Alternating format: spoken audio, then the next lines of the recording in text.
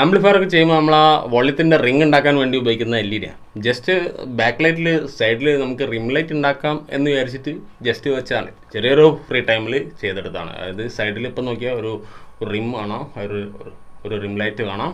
അത് തന്നെ നമുക്ക് ഒരു കൂൾ ഷെയ്ഡിലേക്ക് കൊണ്ടുവരാൻ വേണ്ടിയിട്ട് ഇപ്പോൾ മൈൻഡ് കൂളാണ്, ഇപ്പം റെഡാണ്, വയലൻ്റാണ്. അപ്പോൾ ജസ്റ്റ് അങ്ങനെ ആക്കി വെച്ചു എന്നുള്ളൂ. അപ്പോൾ ഇന്നലെ ഒരു വീഡിയോയിൽ ഇതേപോലെ ഒരു റെഡായിരുന്നു അവസ്ഥ കേട്ടോ. ഇതായിരുന്നു അവസ്ഥ. അതായത് കുറച്ച് വല്ലാത്ത മാനസികാവസ്ഥയിൽ ഞാനൊരു വീഡിയോ ഇട്ടായിരുന്നു.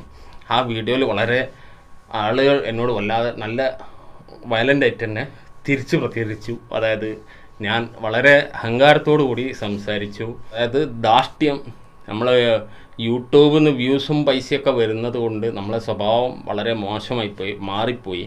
ഞാൻ സാധാരണ മറ്റ് യൂട്യൂബേഴ്സിനെ പോലെ തന്നെ എൻ്റെ സ്വഭാവം വളരെ മോശവും ജാടയായിട്ട് വരുന്നു എന്നുള്ള ആ ഒരു ധാരണയിലേക്ക് ആ വീഡിയോ പോയി.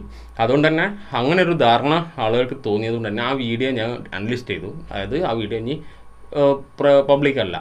ആ വീഡിയോയിൽ ഞാൻ വളരെ മാനസികമായിട്ട് വളരെ വിഷമമുള്ളൊരു സമയത്തായിരുന്നു ആ വീഡിയോ ഉണ്ടാക്കി. കാരണം നമ്മൾക്ക് ചെയ്യാൻ ആഗ്രഹിക്കുന്ന ആ കാര്യം ചെയ്യാൻ വേണ്ടി ശ്രമിക്കുമ്പോൾ അതിന് നമ്മൾ ചീത്ത കേൾക്കേണ്ട അവസ്ഥ വന്നു. അപ്പോൾ എനിക്ക് അത് വല്ലാത്തൊരു മാനസിക വിഷമമായി. ഞാൻ അവർക്കും വേണ്ടിയിട്ട് വളരെ ശ്രദ്ധിച്ച് ഓരോ കാര്യങ്ങൾ കണ്ടെത്തി നമ്മളത് ആ വർക്കൗട്ടാക്കി എടുക്കുമ്പോൾ അതിന് സമയമെടുക്കുന്നതുകൊണ്ടും പലരും നമ്മൾ പൈസ വാങ്ങി പറ്റിക്കുക എന്നുള്ള ഒരു ധാരണയിലേക്ക് പലരെയും ചിന്ത പോയിട്ടുണ്ടാവാം.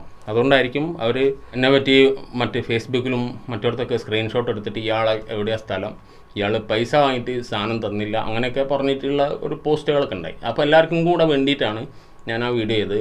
ആ ആളെന്താണ്, എന്താണ് ഇയാൾക്ക് പണി, ശരിക്കും ഇയാൾ തന്നെ ആണോ എന്നൊക്കെ ചോദിച്ചിട്ട് ആളുകൾ പോസ്റ്റ് ചെയ്തിട്ടുണ്ടായിരുന്നു. സോറി, മൈക്ക് വെച്ചില്ലായിരുന്നു, ഇപ്പോഴാണ് വെച്ചത്.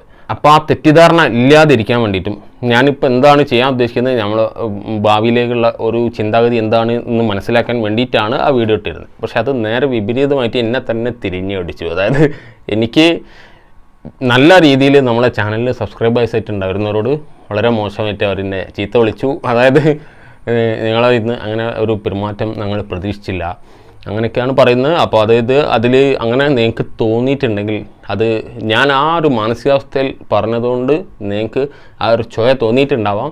അങ്ങനെ തോന്നിയെങ്കിൽ എല്ലാവരും എന്നോട് ക്ഷമിക്കുക, എല്ലാവരോടും ക്ഷമിക്കുന്നു. ഒരിക്കലും ഞാൻ മനഃപൂർവ്വം അങ്ങനെ ഒരു ഉദ്ദേശത്തിലോ ഒന്നുമല്ല.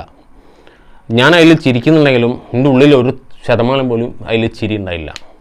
അത് ആ വീഡിയോയിൽ പ്രസൻസ് അതായത് നമ്മളെ പ്ലസൻറ്റ് മനോഭാവം കാണിക്കണം എന്നുള്ള ഉദ്ദേശത്തിൽ മാത്രം അതിൽ ചിരിച്ച് സംസാരിച്ച് ഉള്ളിൽ 1% പോലും ചിരിക്കാതെയാണ് ആ വീഡിയോ ചെയ്തിരുന്നത്. കാരണം നമ്മൾ ദേഷ്യവും സങ്കടവും ഒന്നിച്ച് വരുമ്പോൾ നമ്മളെ പെരുമാറ്റത്തിൽ ചിലപ്പോൾ ഒരു റഫായിട്ട് തോന്നാവാം. അങ്ങനെ വന്നൊരു അവസ്ഥയാണ് എന്നെല്ലാവരും പ്ലീസ് മനസ്സിലാക്കുക. ഞാൻ അങ്ങനെ യാതൊരു വിധത്തിലുള്ള കഴിഞ്ഞ കാലം മറക്കുന്ന ആളോ അതായത് ജാടയായിട്ട് പെരുമാറുന്ന ആളോ അല്ല എന്നുള്ളത് എന്നെ കണ്ട് നേരിട്ട് പരിചയമുള്ള എല്ലാവർക്കും അറിയുന്നതാണ്. അതുകൊണ്ട് തന്നെ എല്ലാവരും അന്ന് മനസ്സിലാക്കിയിട്ട് എന്നോട് ക്ഷമിക്കുക. അപ്പോൾ അത് പറയാതിരുന്നതുകൊണ്ടും ആ വീഡിയോ അനലൈസ് ചെയ്തു, പക്ഷേ അത് പറയാതിരുന്നതുകൊണ്ട് എനിക്ക് വല്ലാത്തൊരു മാനസികാവസ്ഥ, വല്ലാത്തൊരു വിഷമം, എന്നെ പറ്റിയൊരു ധാരണ അങ്ങനെ ആവുമോ അല്ലേ. അപ്പോൾ അതുകൊണ്ടാണ് ഞാനതിപ്പോൾ ഈ വീഡിയോയിൽ ഒന്ന് പ്രത്യേകിച്ച് പറഞ്ഞത്. അപ്പോൾ ഇത് പറഞ്ഞപ്പോൾ എനിക്ക് ചെറിയൊരു ആശ്വാസം തോന്നുന്നു, ഞാനൊന്ന് കൂളായിട്ടുണ്ട്. അപ്പോൾ എല്ലാവരും ക്ഷമിക്കണം. അടുത്ത വീഡിയോ കാണാം.